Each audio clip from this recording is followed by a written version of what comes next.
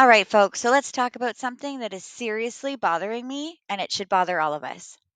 In a move that frankly reeks of government outreach, Tamara Lich and Chris Barber, two of the main organizers of the Freedom Convoy, the protests that occupied Ottawa for weeks in early 2022, have just been convicted of mischief. Mischief. Really? This is how we're treating people who are standing up for their rights? Protest is supposed to be a fundamental part of any democratic society. And what did these two individuals do? They organized a protest about a cause people felt passionate about. Yes, it was about COVID mandates, but it quickly turned into a much bigger demonstration about freedom and government outreach. And what happened? The government used all its power to shut them down, arrest them, and now, almost 3 years later, they've been convicted of mischief.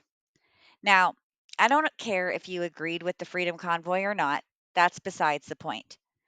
The point is, the government is sending a very dangerous message: obey or else.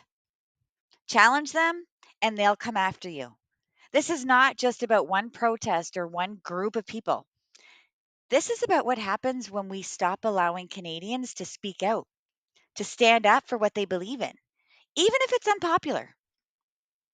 But here's the kicker, the real kicker that makes this whole thing feel even more twisted.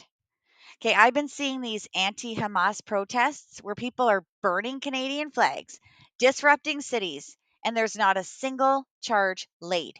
Nothing. Zero. No one's being arrested. No one's being convicted of mischief. They can protest, they can destroy, and they can shout and burn flags. But when a group of Canadians gathers peacefully to voice their opinion about government actions, they're treated like criminals. You guys, what does this tell you? Like, this is scary. Canada, it's becoming so clear that the rules are not equal for all of us. If you're challenging the government, you better be ready for the consequences. But if you're protesting something the government agrees with, go ahead, burn flags, riot, do whatever you want. There's no consequences for you guys. None. Now, that's the reality we're facing now. And mark my words, this is not the end. One day, you or I might be in the position where we feel strongly about something, whether it's political or not. And we need the freedom to protest without fearing legal repercussions. And if this is the state of things now, can you even imagine what might happen next time?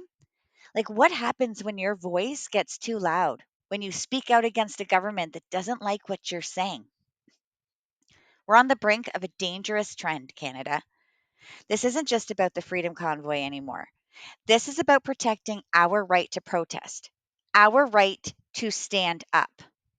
Now, I'm going to be sharing clips of the verdict along with clips from the anti Hamas protests showing the double standard. It's all out there, so take a good look. This is a real issue, and you need to understand just how serious this is for the future of our rights. Now, you can think what you want about the Freedom Convoy, but we all need to recognize that this conviction sets a dangerous precedent. What happens next time? Will your voice be the one that gets silenced for daring to challenge the government? Canada, we have to ask ourselves, do we still have the freedom to protest? Anyway, guys, thanks for listening. Stay aware, stay engaged. Like, we cannot afford to ignore this. This is about our rights, about our freedom. And we'll catch you next time. The organizers of a so-called Freedom Convoy that paralyzed the Capitol for weeks in February of 2022 have both been found guilty of mischief. Tamara Lich, Chris Barber were convicted for their roles in that mass protest, which destabilized Ottawa. The protest drew thousands of people, lasted for 3 weeks. It was originally about public health measures during the pandemic, but it did turn into, as well, an anti-Trudeau government demonstration. The trial wrapped up in September after hearing 45 days of evidence and legal arguments. Israel, burn, burn! Fanning the flames. Politicians across the country accusing speakers at a downtown pro-Palestinian rally of crossing the line. Dad,